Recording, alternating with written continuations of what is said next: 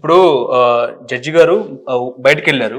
ఆ తర్వాత అగ్ని ప్రమాదం జరిగింది. వాళ్ళ బంధువులేమో వాళ్ళ రిలేటివ్స్ ఏమో పోలీసులకు ఇన్ఫార్మ్ చేశారు అగ్నిమాపక శాఖ వాళ్ళకి.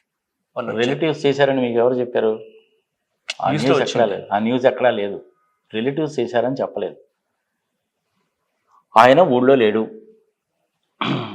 మధ్యప్రదేశ్ వెళ్ళాడు. మధ్యప్రదేశ్కి సంబంధించిన వ్యక్తి కాబట్టి ఆయన మధ్యప్రదేశ్కి వెళ్ళాడు. కానీ ఆయన ఇక్కడ అలహాబాద్ ఎక్కడికో వెళ్ళారని చెప్పారు. కరెక్ట్గా ఎక్కడికి వెళ్ళాడో మనకి తెలియదు. ఆ ఇంట్లో మటుకు లేడు. హోలీ సందర్భంగా సెలవులు కాబట్టి లేడు. 14వ తారీఖు రాత్రి 11:30కి ఆ వ్యవహారం జరిగింది. పక్కన వాళ్ళు ఎవరో చూసి ఫోన్ చేస్తే అగ్నిమాపక దళం వాళ్ళు వచ్చి ఆర్పేశారు. 15వ తారీఖు ఆయన అగ్నిమాపక దళం వచ్చినట్టు ఆయన రిపోర్ట్ ఇచ్చాడు. ఏమని ఇచ్చాడు ఆయన రిపోర్ట్? అది పలానా టైంకి వెళ్ళాము, పలానా టైంకి వచ్చాము, మాపేశాము, సంగతి సమాచారాన్ని ఇచ్చాడు. కానీ అసలు విషయం ఆయన రాలేదు. అసలు విషయం ఏంది? నోట్లు కూడా ఉన్నాయి, కుర్చీలు ఉన్నాయి, బల్లలు ఉన్నాయి, పనికిమాలిన కాగితాలు ఉన్నాయి, ఇవన్నీ తగలబడ్డాయి. సంగతి సమాచారం ఆయన రాయలా. అది కూడా రిపోర్ట్ ఎప్పుడు ఇచ్చాడు ఆయన? 15వ తారీఖు ఇచ్చాడు. అవునా? ఇక్కడ ఫైర్ డిపార్ట్మెంట్ వాళ్ళు, ఆయన పోలీస్ డిపార్ట్మెంట్ వాళ్ళు అందరూ కూడాను కుమ్మక్క అయిపోయి చెయ్యకూడనండి పని ఏదో చేశారు అనేటువంటిది అనుమానం. ఈ అనుమానాన్ని నివృత్తి చేయాల్సిన బాధ్యత ఎవరి మీద ఉంటుందంటే యశ్వంత్ వర్మ గారి మీదనే ఉంటుంది. నోట్లు తగలబడుతున్నాయి, సగం కాలిపోయినాయి, ఫుల్గా ఉన్నటువంటి అన్ని 500 రూపాయల నోట్లే చూసాము మనం కూడాను. ఆ క్లిప్పింగ్ కరెక్టా కాదా కూడా మనకు తెలియదు. ఉన్నదాన్ని బట్టే మనం చెప్పుకోవాలి. ఎవడు చెప్పాలి అది? అక్కడ ఉన్నటువంటి అగ్నిమాపక దళం వాళ్లే చెప్పాలి. మరి ఆయన తీసుకొచ్చిన ఆఫీసర్ చెప్పలేదు కదా. చెప్పకుండా మనం ఎట్లా ఎస్టాబ్లిష్ చేస్తాం? మనం చేయలేం. అక్కడ ఉన్నటువంటి వాడు టార్చ్ లైట్ పెట్టి వెతుకుతుంటే గాంధీ గారిని తగలబెట్టారు అన్నాడు. ఆ వాయిస్ కూడా మనకు వినపడుతుంది. అవునా? అది జరిగినప్పుడు నార్మల్గా ఏం చేస్తారంటే ఇమీడియట్గా దగ్గరలో ఉన్న పోలీస్ స్టేషన్ని పిలిస్తే వాళ్ళు వచ్చి ఇది మొత్తం తీసుకొని వెళ్ళిపోతారు. అప్రాక్సిమేట్గా కౌంట్ కూడా చేసేదన్నో ఇంత అమౌంట్ 500 రూపాయల నోట్లు ఇన్ని కట్టలు ఉన్నాయి, దీని వాల్యూ ఇంత అని ఎస్టాబ్లిష్ చేస్తారు. అది జరగలేదు. ఆయనకు ఫోన్ చేశారు, ఆయన వచ్చాడు. పొద్దున్నే వెళ్ళి చూసేసరికి మొత్తం క్లీన్ చేసేశారు. అంటే ఏంటి? ఎవిడెన్స్ని మొత్తాన్ని కూడాను తీసేశారు. అవసరమైంది మీకు తీయాల్సింది. ఆరెంజ్ కలర్ గుడ్డ ఒకటి కనపడుతుంది, బ్లూ కలర్ బ్యాగ్స్ ఒకటి కనపడుతున్నాయి. వాడు పైన అక్కడ మన షెల్ఫ్ లాంటివి ఉంటే ఆ షెల్ఫ్ను దులుపుతున్నట్టు కనపడుతుంది. మరి ఆ ఫోటోలు తప్ప, ఆ వీడియోలు తప్ప, ఏదో ఒకటి తప్పన కావాలి, ఏదో ఒకటి కరెక్ట్ అన్న కావాలి. సుప్రీంకోర్టులో హైకోర్టులో పనిచేస్తున్న జడ్జి కాబట్టి 24 అవర్స్ సెక్యూరిటీ ఉంటుంది. అతనికి తెలియకుండా ఇన్వర్డ్ రిజిస్టర్లో రాయకుండా, పోయేవాడు అవుట్వర్డ్ రిజిస్టర్లో రాయకుండా జరగదు. 24 గంటలు సెక్యూరిటీ ఉంటుంది. 3 షిఫ్టుల్లో ఉంటారు. మరి ఆ రిజిస్టర్లో రాశారా లేదా మనకు తెలియదు. తగలబడ్డ మాట వాస్తవమా కాదా? తగలబడ్డ మాట వాస్తవమే. ఏం తగలబడింది? క్లారిటీ లేదు. ఇందులో ఏంటంటే సమాధానాల కంటే కూడాను ప్రశ్నలు ఎక్కువ ఉన్నాయి. చివరికి అల్టిమేట్గా ఒక్కొక్క రోజు ఒక్కొక్క వర్షన్ వచ్చింది. ఇక్కడ పనికి రాడు అని చెప్పి అలహాబాద్ హైకోర్టుకి ట్రాన్స్ఫర్ చేస్తే ఇక్కడ పనికి రానిటువంటి వ్యక్తి అలహాబాద్ హైకోర్టుకి ఎలా పనికి వస్తాడు? అలహాబాద్ హైకోర్టులో ఉన్నటువంటి వాళ్ళు బ్యూరో ఎవరైతే ఉన్నారో వాళ్ళు మాట్లాడారు, కర్ణాటక వాళ్ళు మాట్లాడారు, మరి ఢిల్లీ హైకోర్టు వాళ్ళు మాట్లాడారు, అనేక మంది జడ్జెస్ కూడా మాట్లాడారు. అంటే రిటైర్డ్ జడ్జెస్, జడ్జిలో ఉన్నటువంటి వాళ్ళు కదా రిటైర్డ్ జడ్జెస్. హరీష్ సాల్వే మాట్లాడాడు, మహేశ్వర్ జత్మాలాని మాట్లాడాడు, వేరే ముక్కుడు రోహిత్ మాట్లాడాడు. వీళ్ళందరూ పెద్దోళ్ళే కదా, వాళ్ళందరూ కూడా మాట్లాడారు కదా. ఎవరి వ్యూస్ వాళ్ళు ఎక్స్ప్రెస్ చేశారు కదా. అవునా కదా? కానీ ఒక సామాన్య మానవుడికి ఏంటి, ఎలాంటి మీనింగ్ వెళ్ళింది? ఇప్పుడు జడ్జి గారంట అన్యాయంగా అక్రమంగా కేసులకి సమాధానాలు చెప్పేసి 50 కోట్లు సంపాదించేశాడంట, తగలబడిపోయిందంట. ఆయనేమో నాకు సంబంధం లేదంటున్నాడంట. ఇదేమి జ్యుడిషియల్ వ్యవస్థ అనేటువంటి కంక్లూషన్కి వస్తారా లేదా? ఆల్రెడీ వచ్చేశారు, డ్యామేజ్ జరిగిపోయింది, ఇందులో దాన్ని ఏం చేయలేవు. ఖన్నా గారు కూడా ఏం చేశారంటే ఈ కోర్టు నుంచి ఆ కోర్టుకు ట్రాన్స్ఫర్ చేశారు ఆయన. మరి యాక్చువల్గా ఏం చేసి ఉండాలి? ఇవన్నీ తీసేద్దాం కదా చెప్పు. నోట్లు కాలిపోవడము, గాంధీ గారి బొమ్మ తగలబడింది అనడము, అర్ధరాత్రి 14వ తారీఖు జరిగింది, 21వ తారీఖు బయటకు వచ్చింది. దెన్ రిపబ్లిక్ ఛానల్లో ఈయనట్లా చెప్పాడు, హరీష్ సాల్వే ఇట్లా చెప్పాడు, ఇవన్నీ తీసుకొచ్చే పక్కన పెడదాం. ఇన్సిడెంట్ జరిగిందని అనుకుందాం. జరిగినప్పుడు ఫస్ట్ చేయాల్సింది ఏంటి? వాటన్నిటికీ సంబంధించిన సీసీ ఫుటేజ్ ఏదైతే ఉందో అది చూడాలి. సీసీ ఫుటేజ్ చూడవలసిన బాధ్యత పోలీసు వాడు. అగ్నిమాపక దళం వాళ్ళు వచ్చారు, ఆర్పేశారు, రిపోర్ట్ ఏదో రాశారు, మేము ఇది చూసాము, ఇది తగలబడింది, ఇది ఉంది అని చెప్పి రాశారు. ఇన్సిడెంట్ కనుక నిజంగానే జరిగి నోట్లు కనుక ఉన్నట్లయితే అగ్నిమాపక దళం వాళ్ళు అదే రాసి ఉండాలి, వాళ్ళది రాయలా. నిజంగానే అది కనుక జరిగి 50 కోట్లు, 10 కోట్లు, 15 కోట్లు అమౌంట్ ఎంతైనా కానీ కనుక తేలుతుంది. పోలీస్ డిపార్ట్మెంట్కి హ్యాండ్ ఓవర్ చేస్తే వాళ్ళు వచ్చి హ్యాండ్ ఓవర్ చేసుకొని ఆ తగలబడ్డ నోట్లు చూస్తారు, ఇది చూస్తారు. మరి ఆ నోట్లు అసలు నిజంగా కరెక్ట్ నోట్లా ఫేక్ నోట్లా ఎవరు తెలుసాలి? RBI వాళ్ళకి కనిపిస్తే వాళ్ళు చెప్పగలరు. అది జరగలేదు.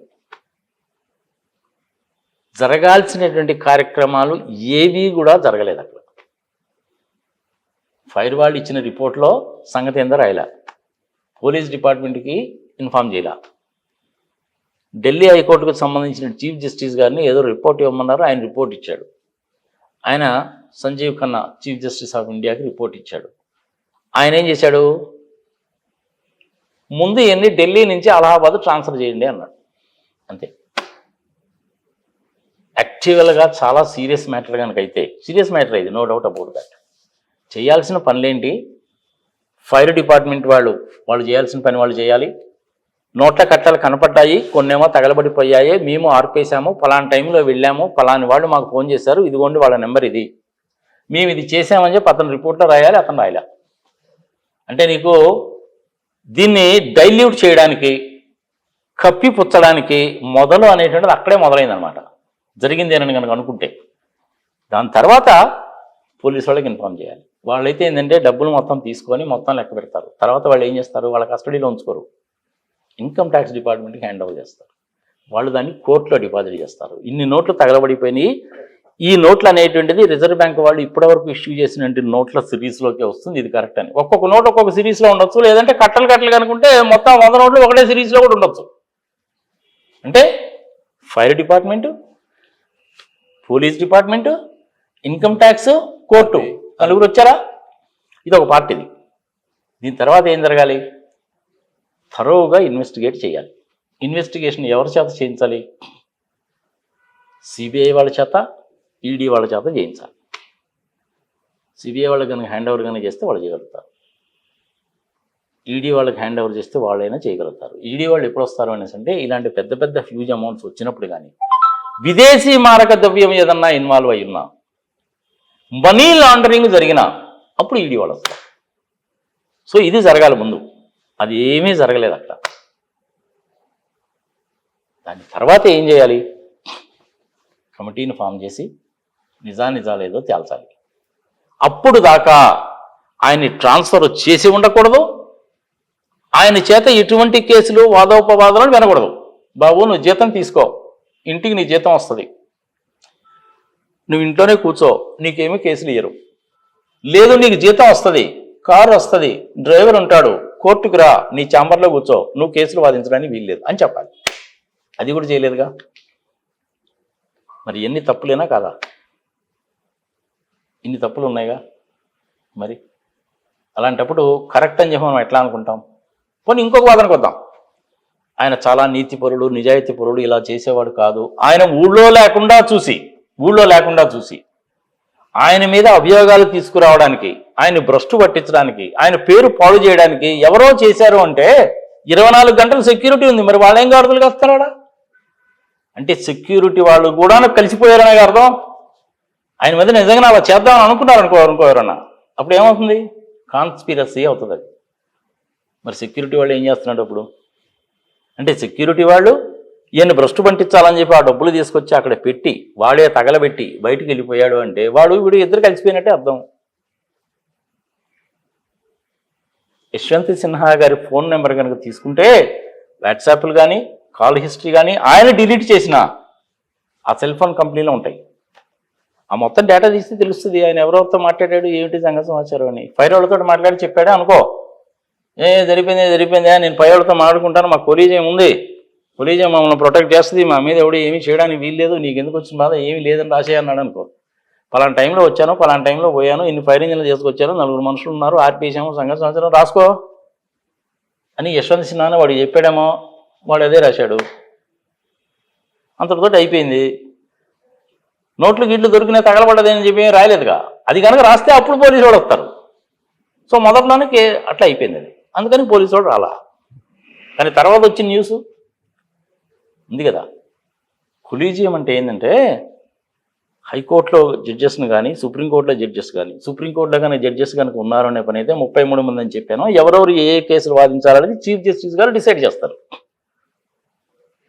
హైకోర్టులో జడ్జిల్ని ఎవరిని అపాయింట్ చేయాలనేటువంటిది కొలీజియం డిసైడ్ చేస్తుంది. ఏ జడ్జిల్ని ఎక్కడ ఉంచాలనేటువంటిది కొలీజియం డిసైడ్ చేస్తుంది. అంటే నేను చెప్పిందే కరెక్ట్, మా విషయాల్లో ఎవరూ ఇంటర్ఫియర్ కాకూడదు, మా మీద ఎటువంటి వాడు ఎటువంటి అథారిటీ ఉండదు, మమ్మల్ని ఎవడు ఏమీ చేయడానికి వీలు లేదు, మమ్మల్ని పల్లెత్తు మాట మాట్లాడడానికి వీలు లేదు, మాట్లాడేమంటే కంటెంప్ట్ ఆఫ్ కోర్టు అవుతుంది. ఇది ప్రస్తుతం ఉన్నటువంటిది. ఇది న్యాయమా ధర్మమా అనేది ప్రజలు విజ్ఞప్తి వదిలేద్దాం. అందరి మీద ఉందిగా. అందరి మీద ఉన్నప్పుడు వీళ్ళ మీద ఎందుకు ఉండదు? ఒక పోలీస్ ఆఫీసర్ ఉన్నాడు, వాడు ఏదో 4 దెబ్బలు కొట్టాడు, నువ్వు కేసు పెడతావు, అది ఎస్పీకి పోతుంది, ఎస్పీ దగ్గర నుంచి చివరి టాప్ లెవెల్ దాకా పోతుంది, కమిటీ వేస్తారు, ఇన్వెస్టిగేషన్ చేస్తారు, పనిష్మెంట్ ఏదైనా ఇస్తారు. ఫస్ట్ ఏం చేస్తారు? అర్జెంట్గా వాళ్ళు సస్పెండ్ చేస్తారు, ఎఫ్ఐఆర్ రాస్తారు. మరి ఈ కేసులో జరగలేదుగా. ఎఫ్ఐఆర్ కూడా రాయడానికి వీల్లేదు వాడి మీద. జడ్జి అనేటువంటి వ్యక్తిని నువ్వు పల్లెత్తు మాట మాట్లాడడానికి వీల్లేదు, ఆయన మీద లెటర్స్ రాయడానికి వీల్లేదు, కంప్లైంట్ చేయడానికి వీల్లేదు, ఆ జడ్జిని ఎందుకు ట్రాన్స్ఫర్ చేశారండి అని అడగడానికి వీల్లేదు, ఇచ్చినటువంటి జడ్జిమెంటు తప్పిచ్చారండి అని అనడానికి వీల్లేదు. జడ్జిమెంట్ ఇంక నచ్చకపోతే హైకోర్టులో జడ్జిమెంట్ నచ్చకపోతే సుప్రీంకోర్టుకి వెళ్ళచ్చు. సుప్రీంకోర్టులో ఒక జడ్జి ఇచ్చినటువంటి జడ్జిమెంట్ నీకు కనుక నచ్చకపోతే 3 జడ్జిలు ఉన్నటువంటి దానికి రిఫర్ చేయొచ్చు. 3, 5, 7, 9, 11, 13 మంది జడ్జిలు కూడా ఉంటారు ఒకసారి. ఇట్లాంటి విషయాలు వచ్చినప్పుడు ఏ టీవీ ఛానల్స్లో అయినా తీసుకోబ్బా, ప్రధానంగా చెప్పేది ఏంటంటే ఎఫ్ఆర్ బొమ్మాయి కేసు చెప్తారు. అది సంచలనం సృష్టించింది కాబట్టి అది అప్పుడుదో కేసు, అది ఆ కేసు కూడా చెప్తుంటారు. తర్వాత అట్నే మన కేరళకి సంబంధించినటువంటి మఠానికి సంబంధించినటువంటి కేసు ఏదో ఒకటి ఉంది, ఫర్గాట్ హిస్ నేమ్, అది కూడా చెప్తుంటారు. మొన్న ఈ మధ్య ఏం చెప్పడం మొదలు పెట్టారు అంటే మన అయోధ్యకు సంబంధించింది చెప్పడం మొదలుపెట్టారు. ఇలాంటి కొంచెం ప్రామినెంట్ జడ్జిమెంట్స్ ఉంటాయి, అవి చెప్తుంటారు. సో ఇలాంటప్పుడు దీంట్లో చేయాల్సిన పని ఏంటంటే ఈవెన్ జడ్జెస్ కూడాను అంత అడ్డగోలుగా జడ్జిమెంట్స్ ఇవ్వరు, వాళ్ళు అడ్డగోలుగా ఇవ్వరు. ఎవరో ఒకళ్ళో ఇద్దరు జడ్జిలు ఉంటారు, కింద లోయర్ లెవెల్లో కావచ్చు, హైయర్ లెవెల్లో కావచ్చు, ఒకళ్ళో ఇద్దరు పనికిమాలిన ఉంటాడు. 100 మంది జడ్జిలు ఉన్నారంటే 100 మందిలో ఒకడో ఇద్దరు ఇట్లాంటి వాళ్ళు ఉంటారు. కానీ మిగిలిన వాళ్ళందరూ చాలా నీతిగా, నిజాయితీగానే, పద్ధతిగానే ఉంటారు. 21 సంవత్సరాలు జడ్జి అయ్యాడు ఒక అతను తెలుసా మీకు? రాజస్థాన్లో ప్రసాద్ సింగో ప్రమోద్ సింగో ఉన్నాడు, అతని పేరు ప్రవీణ్ సింగో ఉంది. 21 ఇయర్స్కి గ్రాడ్యుయేషన్ చేశాడు, ఎగ్జామినేషన్ రాశాడు, జడ్జి అయిపోయాడు. 2018 బ్యాచ్ రాజస్థాన్లో. ఈ మధ్యకాలంలో యంగ్ జడ్జెస్ ఎవరైతే వస్తున్నారో, అంటే ఇది 25, 26, 27 వయసులో ఉన్నటువంటి జడ్జిల కింద వస్తున్నటువంటి వాళ్ళు ఎవరైతే ఉన్నారో, అది జూనియర్ సివిల్ జడ్జి కావచ్చు, ప్రిన్సిపల్ సివిల్ జడ్జి కావచ్చు, క్రిమినల్ జడ్జి కావచ్చు, ఫ్యామిలీ కోర్ట్స్ కావచ్చు. ఫ్యామిలీ కోర్ట్స్ అనేసి అంటే విడాకుల కేసులు. వీళ్ళందరూ కూడాను ఇన్ని సంవత్సరాల నుంచి చూస్తున్నారు కాబట్టి లీగల్ వ్యవస్థ ఎలా ఉంది, ఫైనాన్షియల్ వ్యవస్థ ఎలా ఉంది, బ్యాంక్స్ ఎలా ఉన్నాయి, రైతులు అలా ఇబ్బంది పడుతున్నారు, అన్ఎంప్లాయ్మెంట్ ఏంది, ఇవన్నీ చూస్తున్నారు కాబట్టి వాళ్ళు కూడాను జడ్జి అయిన తర్వాత ఏంటంటే వాళ్ళు కూడాను చాలా ఇంట్రెస్టింగ్గానే చూస్తున్నారు కేసులు. వాళ్ళకి కూడాను ట్రైనింగ్ ఇస్తారు.